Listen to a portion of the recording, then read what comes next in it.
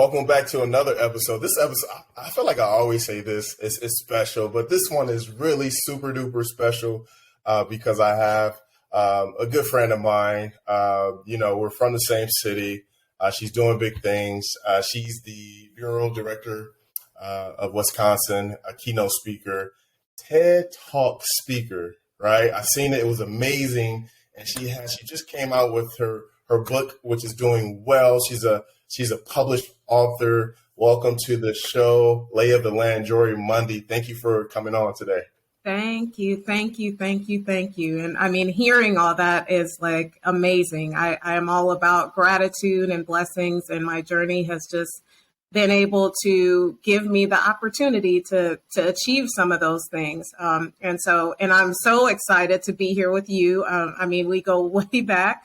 And so I'm just, it's a pleasure.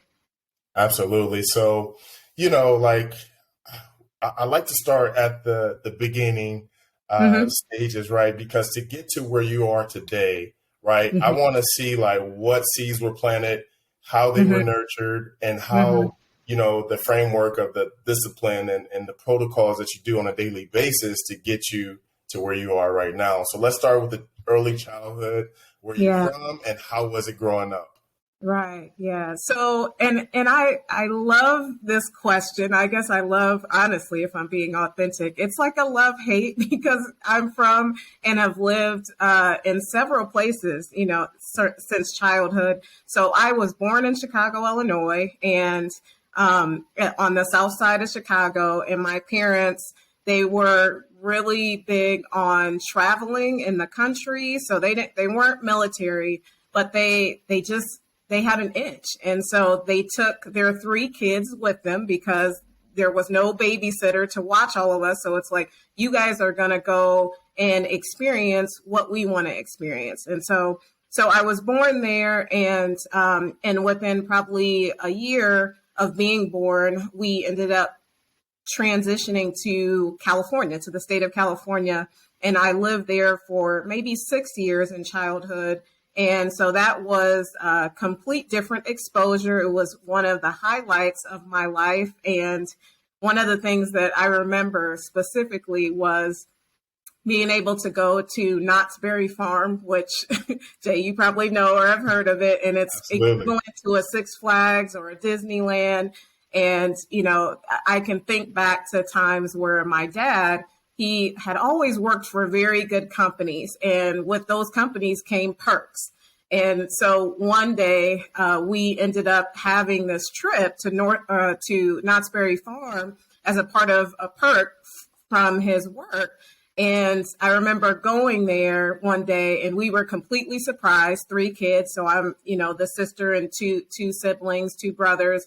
And I remember there was this hula hoop contest that I was in that I had no idea I was going to do it. I had never hula hooped in my life before. And somehow I'm in this hula hoop contest with 50 other kids, and I end up placing second. Now, I don't know how that happened, but those are the memories that come back to me with childhood. Is like, I came from a very blessed 2-parent home, and my father and mother had very strong work ethic. So I saw that in them.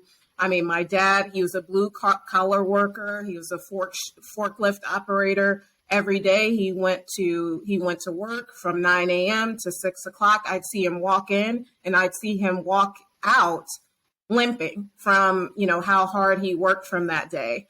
And my mother, she was a superwoman. She literally was someone that I saw that could bear 3 children, raise them all, holds 3 jobs, be a public service worker during the day and a retail worker at night, and then working on the weekends as an operations manager. So I saw that, and that's kind of, I aligned with her. But going back to more of the childhood and the transition, because of that spirit of wanting to travel and them wanting to experience life, we ended up shifting back to Chicago to get closer to family. So that my grandmother and my grandfather in the Midwest. So it just made sense. They're getting older to come back to Chicago. And so I had been in California, sunny California, for 60 years as a kid, going to the pool every day, looking at the mountains. And then here I am back in Chicago on the South Side. And that was very much a culture shock for me, just, full transparency. In California, I was exposed to different nationalities, different children, different experiences. And when I went back to Chicago, it was, hey, you don't look like us. You don't talk like us. You're kind of whitewashed, if you will. And so I never knew exactly where I kind of fit. And that was one of the things that has also been a driver for me, because, in this world, we don't have to fit. We can live in our authentic truth and trailblaze our path and be okay with that. But at such a young age, I was trying to fit in these idiocracies of what people wanted me to fit into. And so I dealt with a little bit of that. And then eventually my parents decided, hey, it's time to move where my mother's father lived, which is South Bend. And then that's where I spent all of my middle school, high school experience before I then transitioned to going to school at IU Bloomington. Yay, Hoosiers. And so I had an incredible experience of just being exposed at a young age to different children with different backgrounds, nationalities, living in different places, and then also being challenged at a young age to really think about who Jori is and how does Jori want to show up in the world, because maybe the expectations of some people are different from what I am showing up as, and being comfortable to say, hey, I'm not going to fall to the status quo. I'm going to develop my own path and live in that. And so childhood was incredible. I think back so often about just the nuggets that my mother instilled in me, and she truly was the model that I looked at and I still draw from, because she was just plainly, she was a fashionista, and I just love that. And but she was incredibly powerful. She had a very powerful spirit and wisdom, and she expected excellence from her children. And there was an expectation that you go on and do great things. Like, that was the bottom line. Whatever you do, just do it well. And so, as a teen and being in high school and then going to college, I was working at a grocery store, which I worked at for several years, and I didn't want to let that job go. I'm just going to be honest. Because which grocery store? I worked at Kroger. Okay. Kroger. Yeah. Okay. I thought you were at Martin's like me. Yeah. No. I worked at Kroger, and I worked there high school, and then I worked at Kroger for pretty much my college experience. And I remember when I first got the job, I remember coming home one night and my mom sat me down, and she was like, I'm so proud of you. You've gotten this job, and that's great. Here's the thing. I don't want you to take any experience lightly. So when you go into this job, I want you to be the best cashier that you can be, period. Every day, you give it your best, do your best, demonstrate excellence in everything that you do. And that's all I'll ask of you, and you will make me proud. And that has resonated, because that is one of the things that I have taken in every role, every position, every volunteer opportunity, every crossing of paths of people just wanting to, pick my brain. Like, I treat everything as serious as it is, and I commit to doing it as best as I can. And I would say that is one of the pillars, in addition to having a strong work ethic, that has carried me so far, because excellence is noticed. When you are the best cashier and your line is back to the aisles, and people are just waiting to come through your line because they're like, I just love your smile, and you're just so, and I don't know, there's a thing about you, so I only go through your line. I mean, that's as a kid, just taking your job seriously and making it your own. And so, I would say those are the couple of things that really I have focused on committing to throughout the course of my career and whatever I do. And I pull from, in every position and whatever it is that I'm committed to doing. So your determination, your commitment to excellence, that your mom, the fashionista, right, who you modeled yourself and your career after, I really want to kind of pause for a second and really kind of hear some of the tools and some of the things she used to say to you to kind of build you up. Because, I have girls, and, you just briefly met, one, and she's in that phase to where it's like we mentioned before we started recording, exposing her to different things. And, sometimes from dad, it's like, Dad, and I'm like, baby, this is for you. This is not for me. This is for the future. So what are some of the key takeaways that parents that are watching this on YouTube or listening on the podcast, what tools can you give them? Yeah. So I would say my mom was always planting nuggets, whether I wanted to hear it or not. Also, that's natural. It's natural. Okay. And it became, for me, there were some days where I'm like, okay, Mom, I don't want to lecture. I get it. But at the same time, she would find a way to always point to successful people in the world. And she would say, those people are disciplined. Those folks have a strong work ethic, and they're doing what they want to do because they've committed themselves to doing it. And this is something that you can do.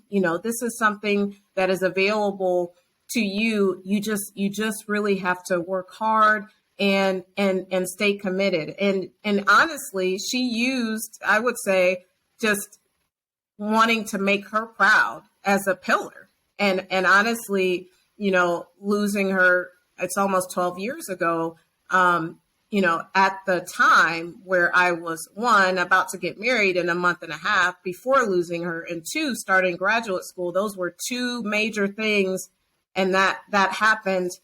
But what kept me going is, I expect excellence from you, Jori. I expect you to go out in the world and be the best that you can be. That's all I can ask you.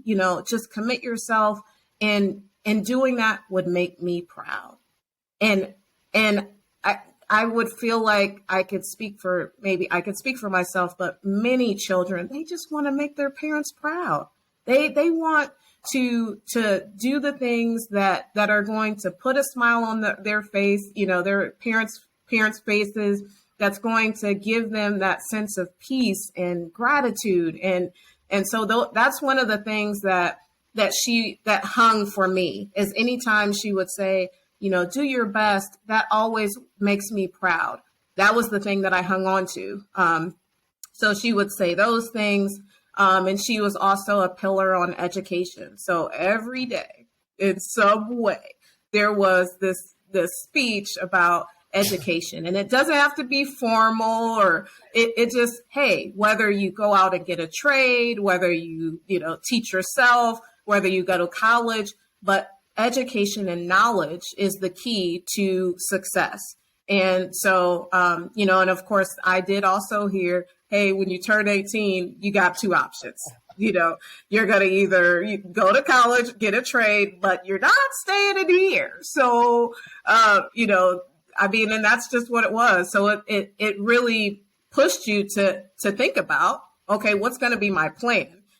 Sometimes it was those tough love moments that really pushed you to really think strategically, okay, what am I going to do? Am I going to get a trade? Will I go to college, or how is this going to work? Because there are clear expectations here.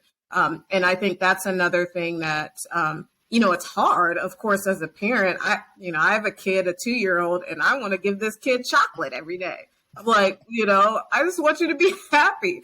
But I also have to really set those expectations so that he recognizes those and he can use those as pillars to move forward. And so, so Jay, for you, of course, as a teenage girl, sometimes it's hard to hear them, but don't think that it's not sinking in. Don't think that, those thoughts and what you're sharing isn't encouraging her and inspiring her, and things that later on down the line, she will come back to and say, my dad said on this day, hey, look at this. Or I remember before, when my dad was doing this podcast and there was this random lady there and she told me these thoughts, she'll remember those moments, and it's just being diligent as a parent, I would say. And like I said, I'm speaking to myself as a new mother, is being willing to continue to have the conversation and set the expectation and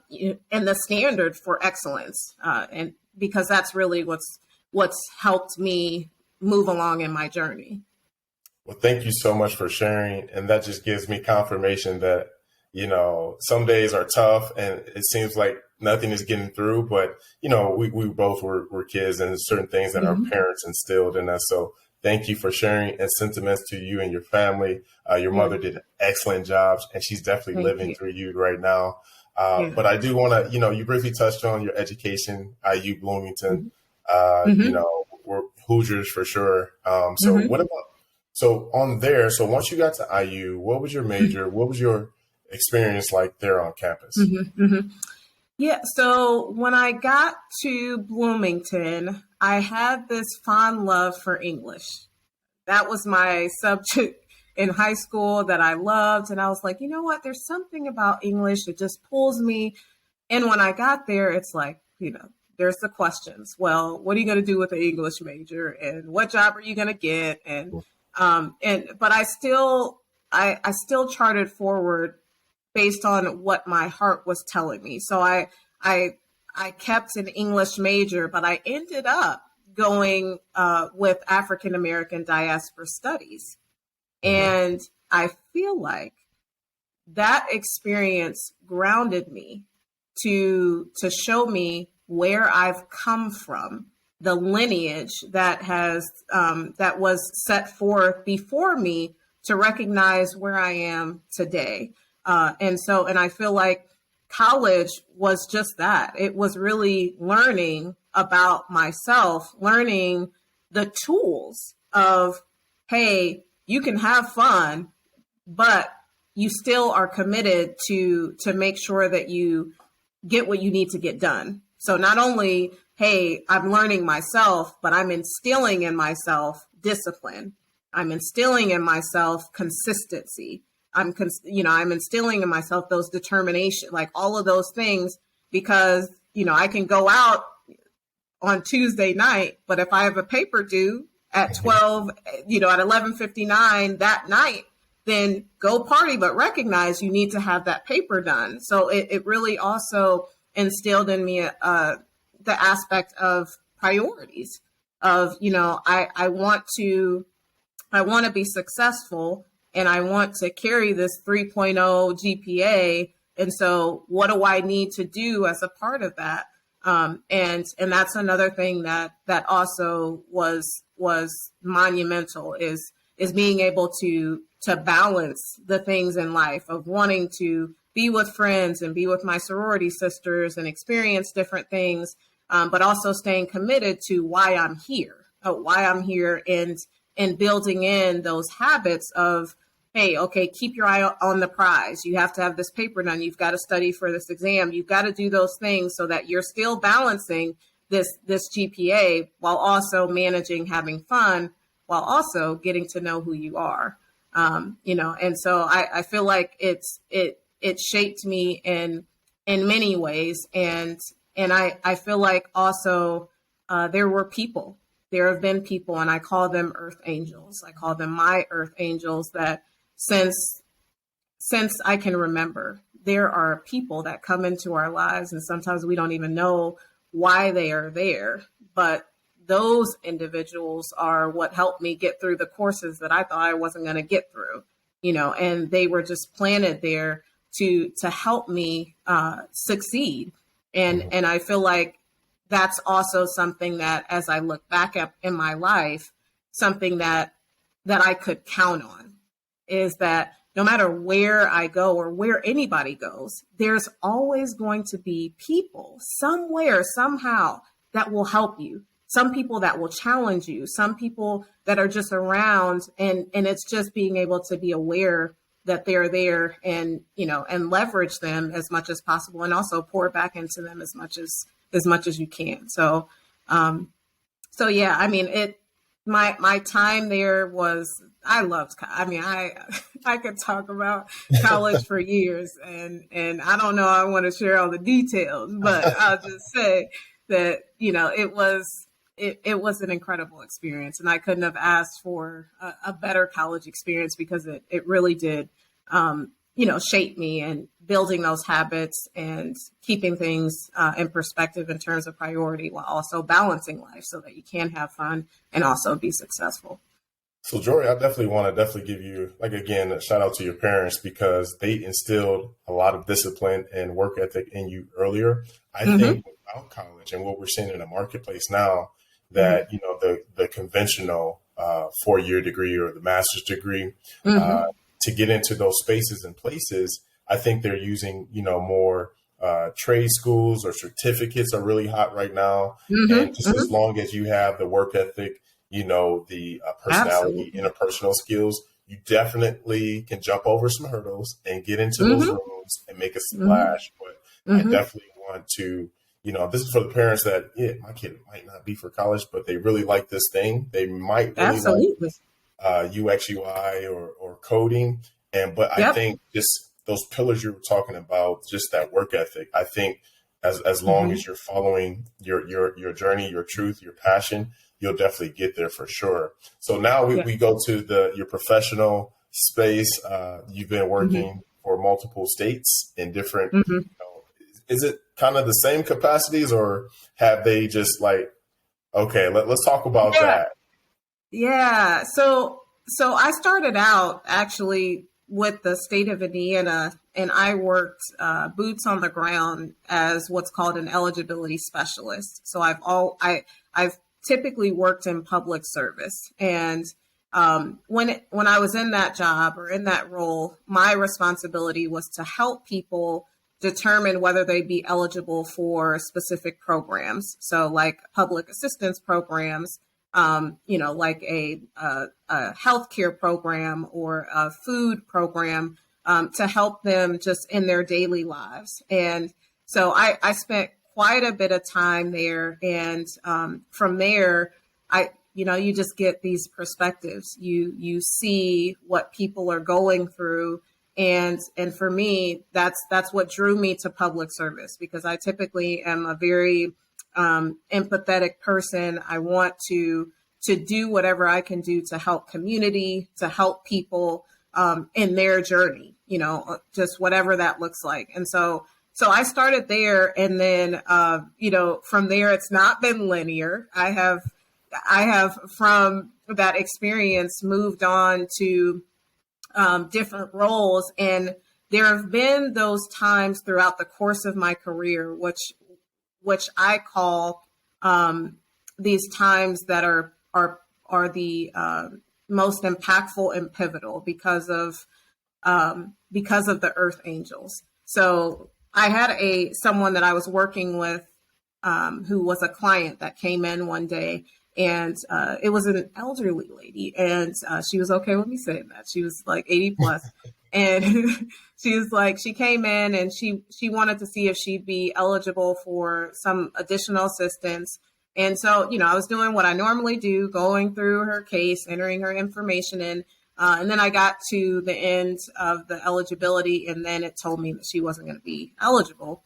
And this was always the hard part of the job, of course, because now you have to tell someone that, they're not going to get any additional assistance. And so So I did. And this time it really hit me. And I was just like, I really don't want to do this. She's worked her whole life. She's only receiving Social Security. She if anyone needs this, it's her. And so anyways, I took a deep breath and let her know, like, hey, you wouldn't be eligible today, but if anything changes, come back, And she was like, oh, honey, it's okay. I'm just so thankful that for people like you that are committed to doing this and that are wanting to help people like me.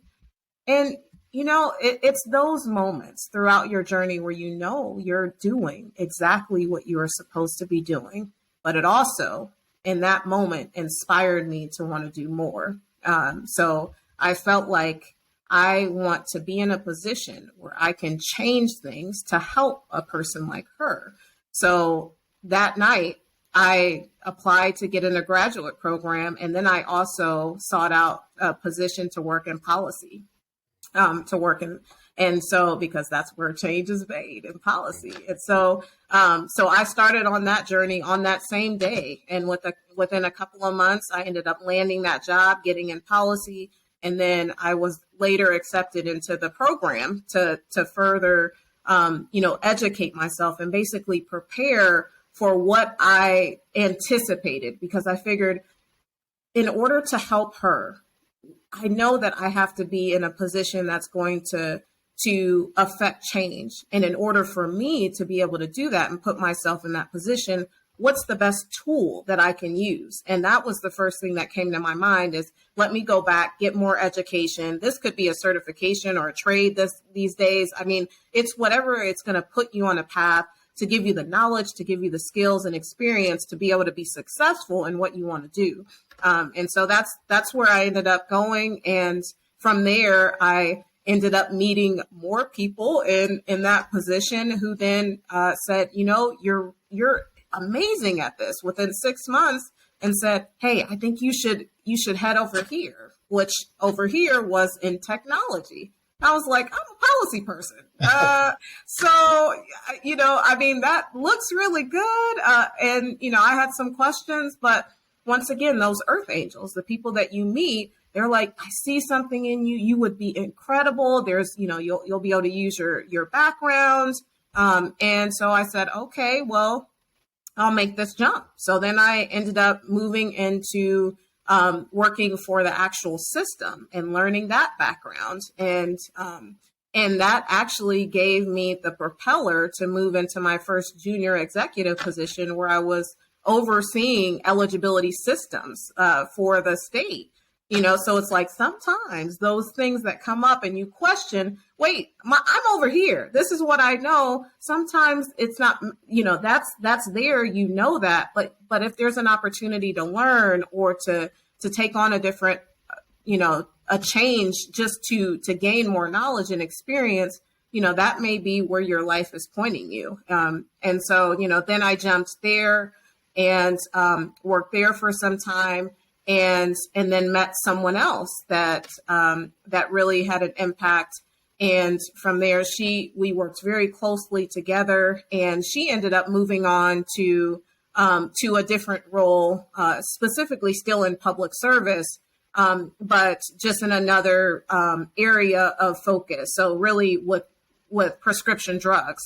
And so I was like, oh, okay, that's a nice fit. That's, you kind of want to learn as much as you can learn in the public service sphere. And so, I thought that was interesting. And then, just so have it, a position came open, with her specific department that I ended up interviewing for and moving into that role, which was my first executive position, managing, different systems and projects and programs. And once again, it was completely out of the policy realm, jumping out of the systems, but more into learning more about different public service programs. And so I did that. And every minute of every role, I was like a vacuum. I sucked up everything that I could take in. And from there, I learned so much. And then I eventually ended up wanting to come back home. And what I say is home is back to where I started, which is eligibility, in a different way where I could affect change, going back to the conversation that I had. And so, that's where I am today. Today, I get to sit in the rooms to make decisions to help those individuals. But I went on this non-linear path to get there. And so it's coming full circle. And there's so much more that's in between that happens, but it really did. It's shaped me, and there's been many valuable experiences that I've had throughout that time. So you've been able to, use your past experiences to leverage to get you in certain doors and to affect change. And I like that so much. There's no straight, path to get there. And I feel like you gain so much from that, right? So let's talk about your TED Talk. Right. So I've seen it, I watched it. I was so inspired. I was like, yo, that's Jori. Like, that was so amazing. And the way that you commanded the stage and the presence and the way that you delivered it, I was just so impressed. Let's talk about that experience for a moment. Yeah. So that experience was definitely one of the most memorable since I started actually my speaking career, my professional speaking career. And I honestly was challenged the most with this talk. So it took a lot of tenacity, research, honing, discipline, commitment to get it where I wanted to get it to get on the stage to really share, this idea, this thought, because, the topic really comes back to what I've been saying throughout the course of our conversation, Jay, which is sponsorship, which is being able to recognize specifically where people that have hiring power and have a reputation and authority to be able to put you on a pedestal, to raise your profile so that you can get in these different positions. And so I wanted to do so in such a way because, as an African-American woman and working through these different spheres and in these positions and roles that I've been in, there's a different dynamic there with trying to step up the corporate ladder, if you will. And so I wanted to also share the experience and, the statistics and data and what it's saying about having opportunities as a Black woman to get sponsorship and how the level of success to ascend into executive level positions goes back to having somebody that really believes in you and that's willing to raise that profile, in addition to you building up your skills, building your experience, and having whatever you need to get you there. And so I put a lot of pressure on myself with the talk, and I wanted it to really resonate for decision makers, for sponsors that are in the positions that they're in, to recognize specifically for the marginalized population, which is, one, African-American women, and there are many others. So not to single, Black women out, but to say that this is a space where we need you. We need your help in order to raise, to break these glass ceilings so that Black women and other marginalized populations can get into these roles to affect change or do whatever it is that their heart is telling them to do. But it takes, those partnerships and specifically sponsorship to get there. And so, there were many nights, that I poured over, data, statistics, and, that I literally worked with a coach, and bounced different things off of my coach, and also just really ruminating on what I want to leave the world with as it relates to this topic. And so it was an incredible experience. It was, like I said, one of the most challenging talks that I've given because of just wanting to ensure that the message that I wanted to leave with was one that was inspiring those who were in those positions to be able to take action. Wow. Again, it was so incredible. I was so happy, and there was joy all over my face when I watched it. And I did show my daughter that too as well. So I'll show her again so she can put it together. So let's talk about your book as we're landing the plane. You are a author. How was that experience? What can people expect to get from your book? Yeah. So I will do a shameless plug because I have so Let's go. many. Let's go. Come on, more over here. There you go. From Doubt To Clout. There we go. So writing a book is, in my experience, I will just speak from my own personal experience, it requires that level of discipline and commitment. And it is, and for me, it was extremely time consuming, and but it was a great experience because I love this quote from Maya Angelou, and many people have maybe heard it, know it. When you learn, teach. And once I recognized that, hey, I have been so fortunate and gracious to, climb these ladders amidst the challenges, because there have been challenges, amidst the adverse situations, because there's been those also, amidst all of these things, and to come up with a playbook that I used in order to do that, to gift to somebody else, to basically gift to my old self on, hey, come here. Let me tell you, this is what you can use. These are the things that you can do in order to get yourself to where you want to go. And then in that place, the book is founded on giving these tips in order to get to an executive position and role. And so what I did was really look back over the time and looked at what would I tell my younger self at that point in time when maybe I was just moving to the state of Texas and I knew nobody, Jay. I knew no one. I had to build a whole network, and I really didn't have the landscape of what do you do when you go in a meeting? What should you say? What should you not do? What skills should I be focused on? How do I do this or that? And just wondering and kind of being in the trial and error, and sometimes, of course, with a loss of opportunities, because